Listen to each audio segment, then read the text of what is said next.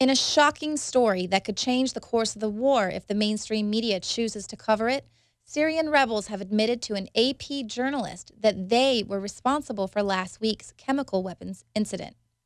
They revealed that the casualties were the result of an accident caused by rebels mishandling chemical weapons provided to them by Saudi Arabia. One militant told the AP, "We were very curious about these arms, and unfortunately, some of the fighters handled the weapons improperly and set off the explosions." Imagine if a member of the Syrian government had admitted to an AP reporter that Assad was behind the chemical weapons attack. It would be all over the news instantly.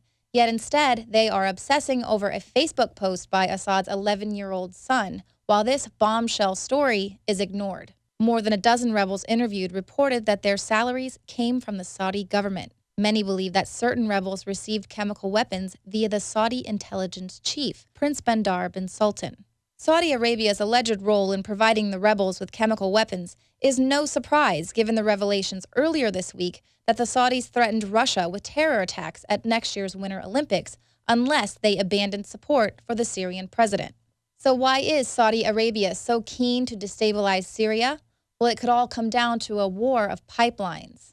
According to estimates, Syria's oil reserves are greater than all those of neighboring countries except Iraq, making Syria one of the largest producers of crude oil in the Middle East. In spite of the fact that it has now been confirmed by most media sources that the Syrian opposition is actually al-Qaeda, the Western powers are still pushing to arm the rebels in order that they can gain control of key territories along the pipeline.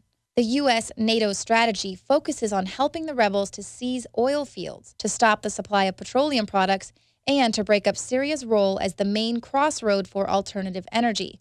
One of the reasons why NATO and the Gulf Cooperation Council are using al-Qaeda terrorists to break up the Shiite-led alliance of Iran, Iraq, Syria, and Hezbollah is because the construction of a so-called friendship pipeline will transport Iranian natural gas through Syria and from there to foreign markets, turning Iran into a global economic power, giving it enormous leverage over the EU's Middle East policy.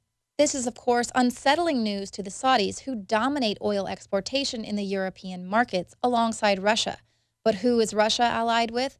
That's right, Iran and Syria.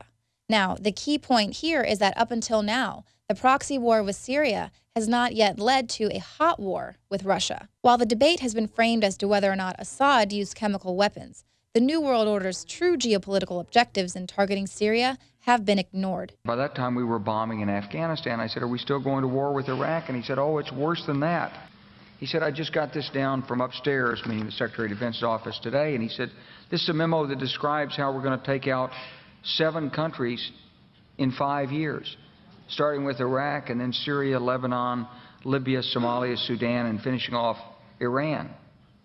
So when the Saudi intelligence chief meets with Russian President Putin to hint at a possible terrorist attack if Russia doesn't abandon support for Syria, it actually seems like a last-minute desperate power grab by the U.S., NATO, and GCC to maintain their reign of global economic dominance by shutting down those countries who refuse to submit to the New World Order. Reporting for the InfoWars Nightly News, I'm Leanne McAdoo.